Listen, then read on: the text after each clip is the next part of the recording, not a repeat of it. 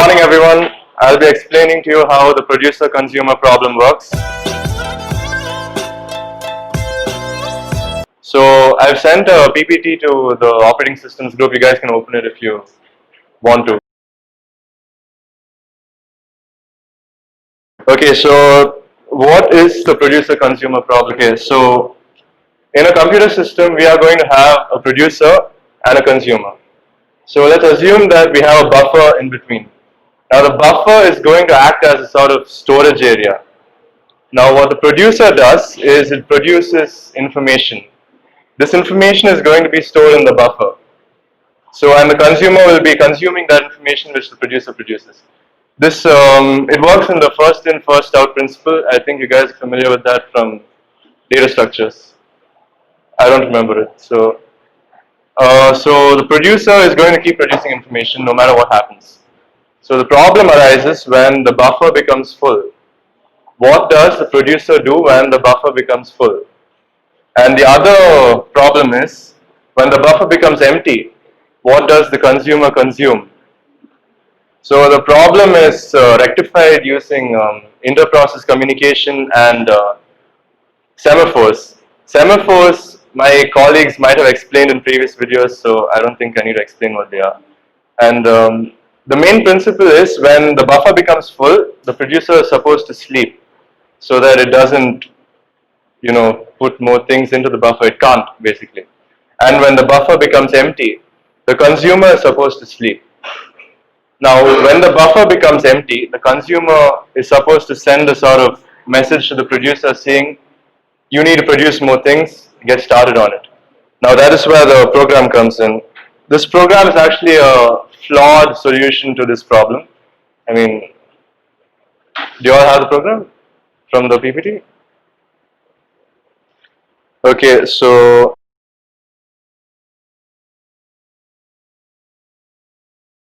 over here, item count is basically the number of items in the buffer. We initialize that as 0 because initially there's not going to be anything in the buffer.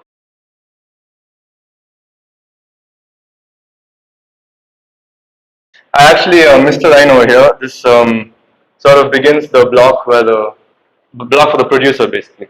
So while true, this statement basically says that this block runs infinitely until a problem arises. That is, the problem with the producer was, what was the problem? The buffer becomes full and producer can't put anything into it. That was the problem. So what this line says is, this line basically tells the producer to produce an item. That's what this says. And after that, we have an if loop. If item count is equal to buffer size. Item count is the number of items in the buffer. So if item count is equal to buffer size is the, complete size of the buffer. So if item count is equal to buffer size, it means that the buffer is full. Now if the buffer is full, we have another block here that says sleep. So when the buffer is full, the producer is supposed to sleep so that the producer doesn't, produce more items to go into the buffer. Actually, it can't, so I'm not sure how that works. So this is the block for the producer. Actually, there's more to the producer block.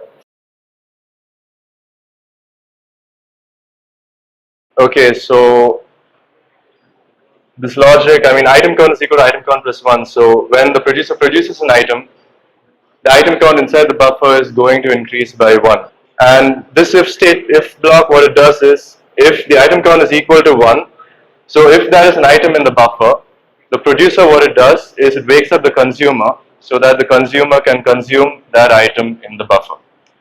Okay, so that's actually all in the producer block. Now let's move on to the consumer block.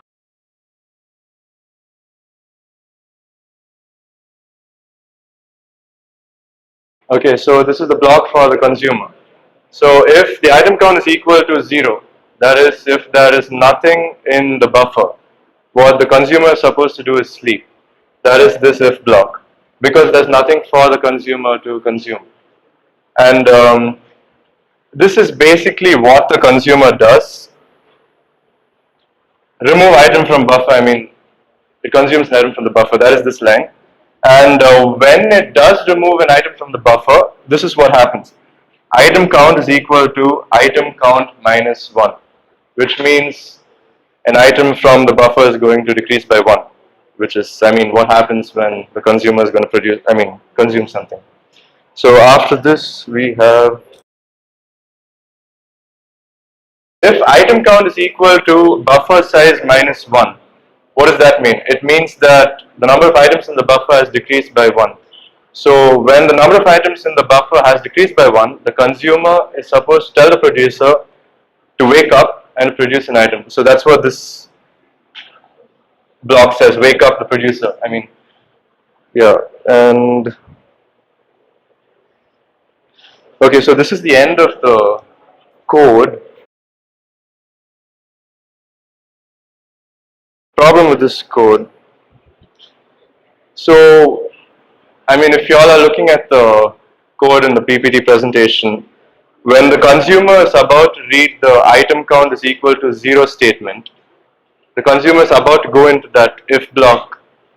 So in that if block, the if block is telling the consumer to go to sleep. At the same time, the producer has woken up and has started producing items.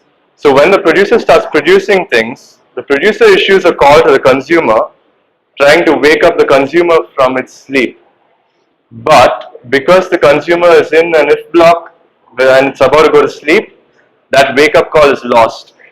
So when this wake up call is lost, what happens is the consumer basically goes into an indefinite sleep.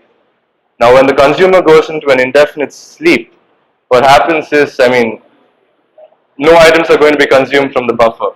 So the producer is going to continue with its, program or whatever. It's going to keep producing items and all those items are going to accumulate in the buffer. The buffer is going to become full and the producer is also going to go to sleep. Now this is where we have a deadlock.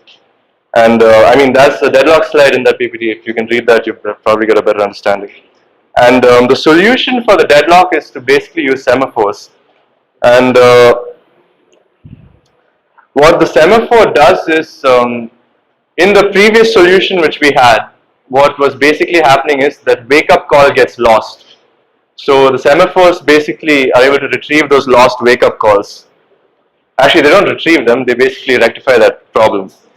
And